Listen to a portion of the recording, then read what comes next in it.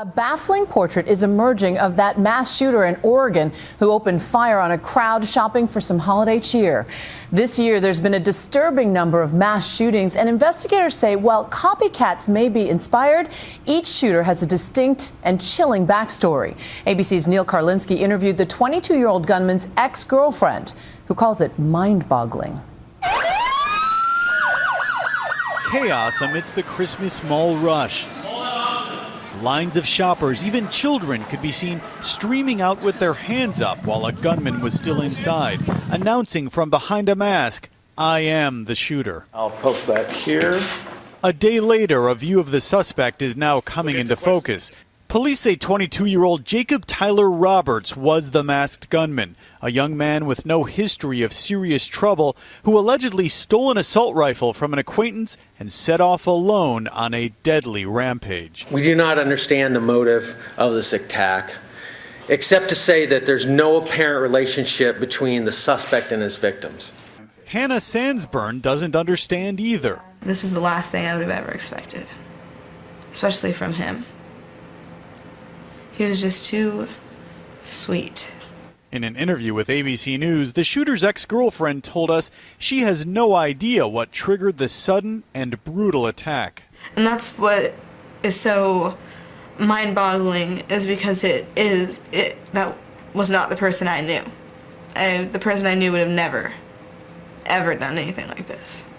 But there was something strange in recent weeks. She says he seemed numb when she saw him last week, but she didn't think much of it.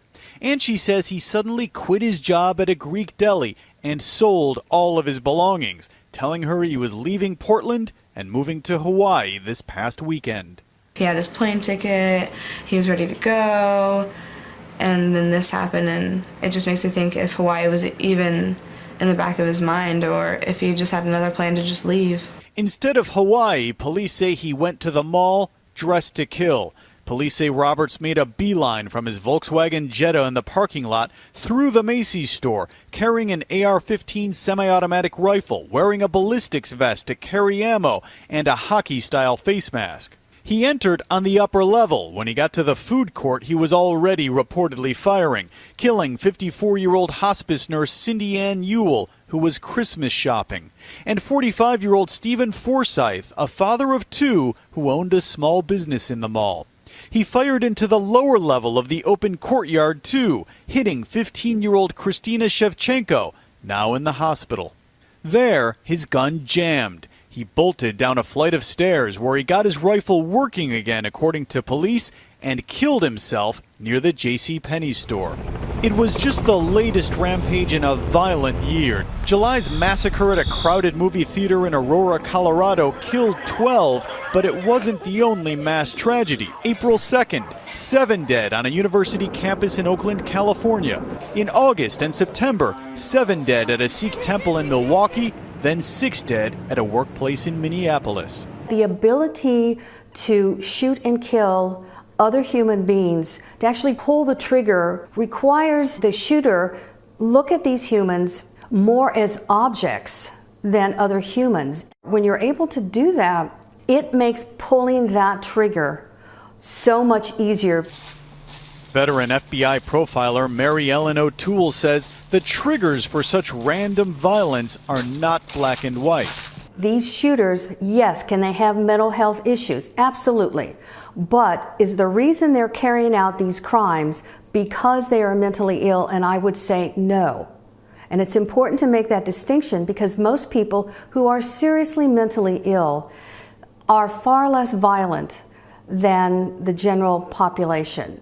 And you'd never known him to want to hurt Never. anyone? Never. He never would hurt anybody. I mean, the only way that he would ever get him to be physical with you is if you were tickling him. This afternoon, the woman who raised Roberts released this picture of the once happy little boy, who police say somewhere along the way turned from happy-go-lucky to dangerous and unpredictable.